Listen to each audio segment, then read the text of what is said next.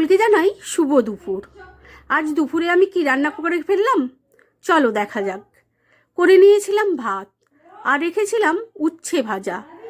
উচ্ছে ভাজাগুলোকে আমি একটু সাজিয়ে নিলাম আর ভাতের উপরে উচ্ছে ভাজা দিয়ে দুটো চোখ বানিয়ে নিয়েছিলাম আর লঙ্কা দিয়ে মুখটা বানিয়ে নিয়েছিলাম।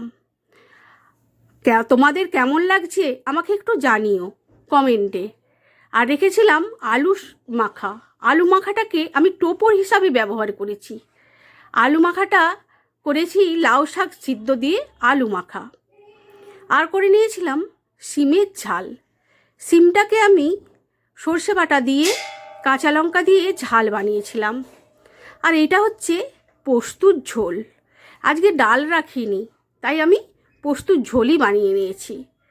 আর রেখেছিলাম টমেটোর চাটনি, রাঙা আলু দিয়ে টমেটোর চাটনি। আর লাস্ট পাতে 1 গ্লাস জল। তোমাদের কেমন লাগে?